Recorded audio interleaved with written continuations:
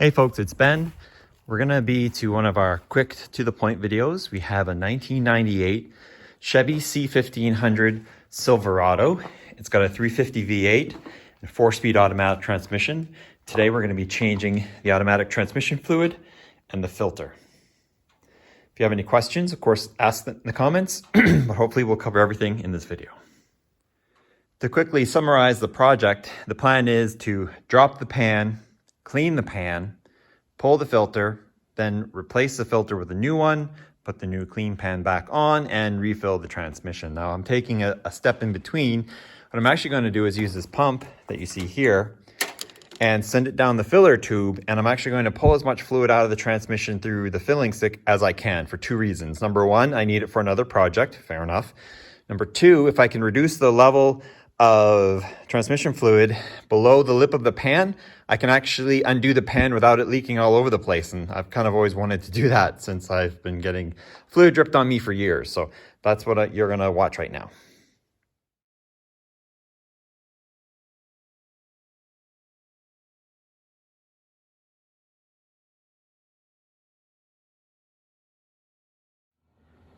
Was able to pull about 3 liters out.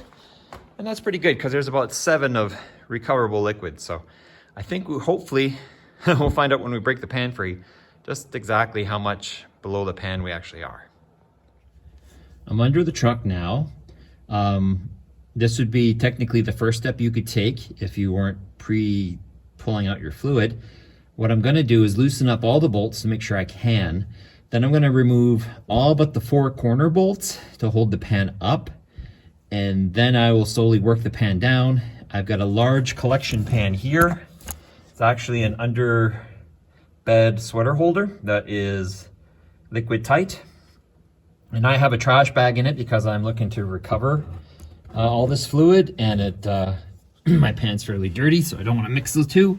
So we're going to put that underneath so that it'll catch any fluid that comes out.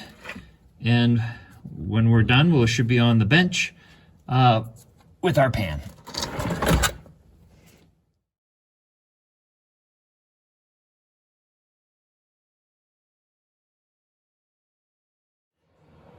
Okay, so this is crazy. I sucked down with the suction pump this much fluid. So I don't think I'm ever gonna do an automatic transmission differently again. So now what we have to do is peel this gasket off, and let's drain off the rest of this fluid and take a look at it. I don't think we're looking at anything crazy. My magnet is right here, and it's got no chunks on it. Actually, it's actually pretty good. But there's I'll drain off the rest of the pan, but I don't think there's anything here of note. Nothing. Awesome sauce. That means this transmission, knock on, wood, it's doing okay. There's no chunks. It's not even overly filmy. It's pretty normal wear and tear. And the magnet itself is also had nothing crazy on it. Just little filings, which will happen. Transmissions will wear out over time. As long as there's no big chunks or pieces missing, overly amounts of clutch material, it means we're doing okay. So I'll do a time lapse on us getting this thing cleaned up, and we'll throw it back under the truck.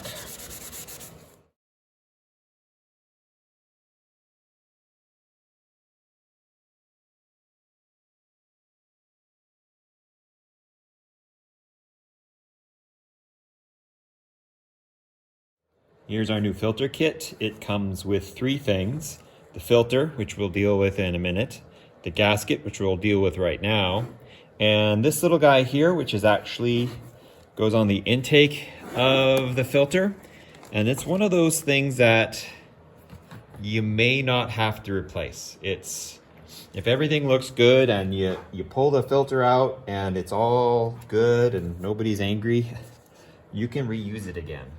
But if you damage it taking it out, it's the only time you're gonna get another one. So, unless you're like me and you have lots in stock. So, we may or may not use that component, but we'll definitely use the other 2. So I'm gonna see if I can get this out of its cardboard box and then we'll put it on our pan, and then we'll go down under the truck again. So as you can see, the gasket line's right up. This will be a pain in the butt to put on, just because we have to maneuver the pan up under the truck and get a couple bolts to hold our gasket in place before we actually seal it down here. But what I was kind of working on the video was getting it, there was a little bit of an edge here on the pan.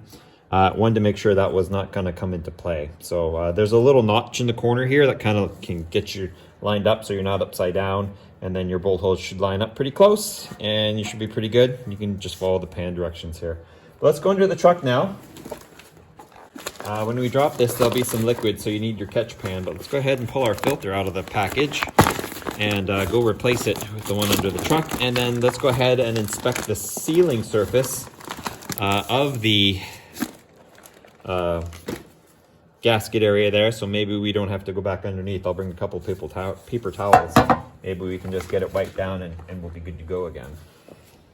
The filter is generally held in by the force of the hole, or the part of it coming into the transmission. So if we wiggle it back and forth nicely, we should be able to slowly pull it down and gather a little bit more wiggling room as we do it.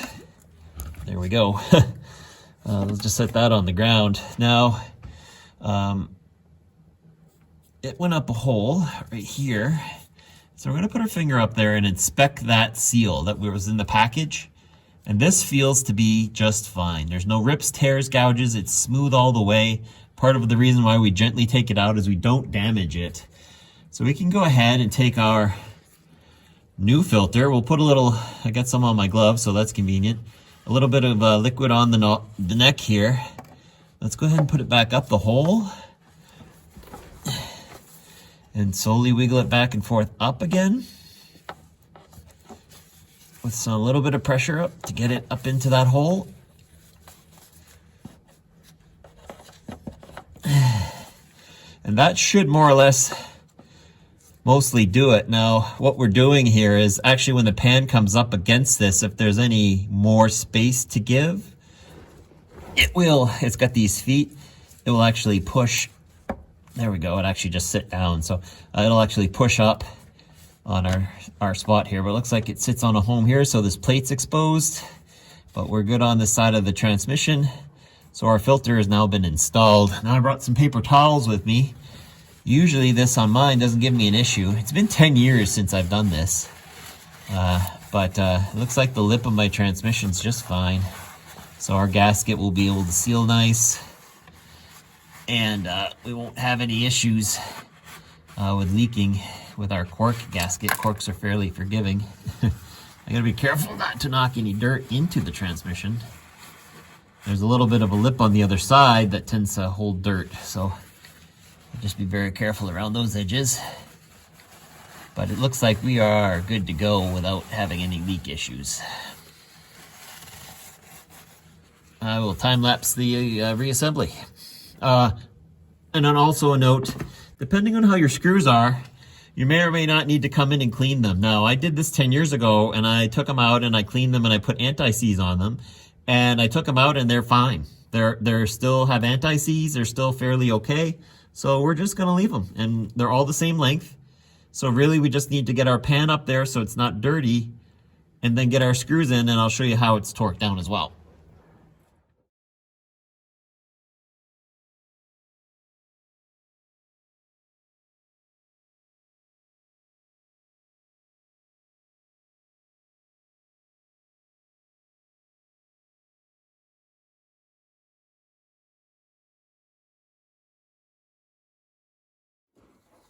Time to fill up, so we'll pull the trans tube out. And I collected approximately 5 liters of fluid.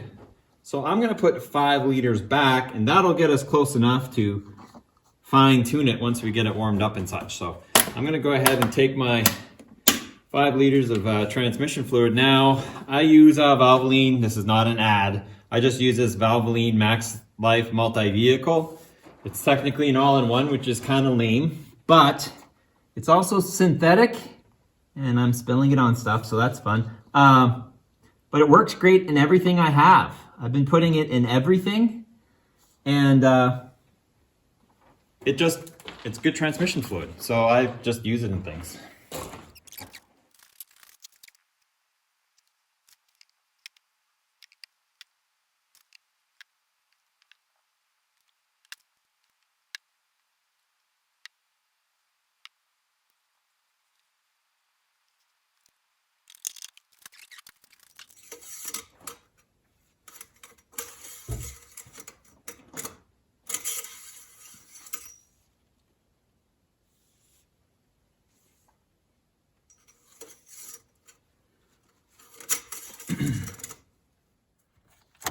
Next step's a level check.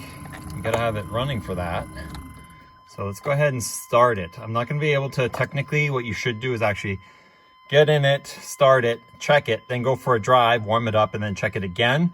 In this case, so I got more work to do on this truck, so we'll start it, see if it's on the stick, make sure it reads, you know, cold or low, knowing that with time it will expand a little bit and get a little higher.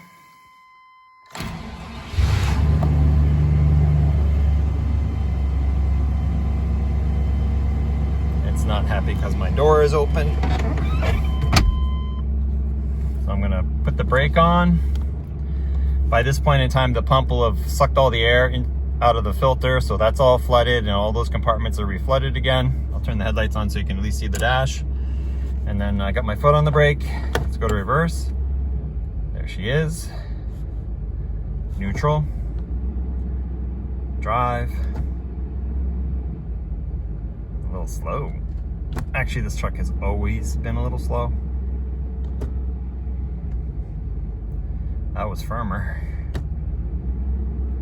And it's gonna take time to circulate the new fluid around. Also, it'll take time. Remember, we still have a couple quarts of old liquid in there. Not that there was anything wrong with what's in there now. There we go. Let's put it in park and check it. And unlock it and wipe the stick.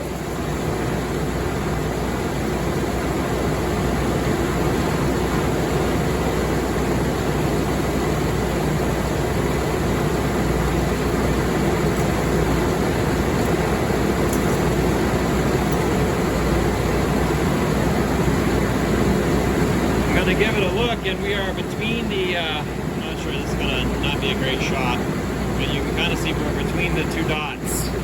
It's falling down the stick, but so we are technically in the okay zone already. Yeah, we're in the hot zone. It does have a tip mark for cold, so if anything we put a little too much in, but that'll be fine for now. So that's that. Once I take the truck for a run and it gets nice and warm, I'll measure it again. To confirm that it's hot, or if it is overfilled by too much of over the line, we can always suck a little bit out if we have to, but typically a little bit over is going to be okay. If you have any comments or questions on this video, even about this Silverado pickup truck, feel free to ask them. Subscribe to my channel, Turbo 231, for more exciting truck videos. I'm planning a whole bunch actually right now. And thank you for watching, appreciate it.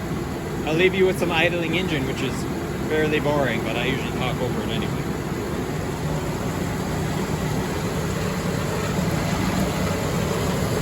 I didn't do a video on the air filter change. That seems way too straightforward. Popping that lids off and moving it out.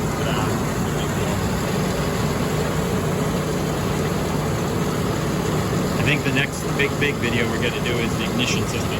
It's got about 130,000 kilometers on it.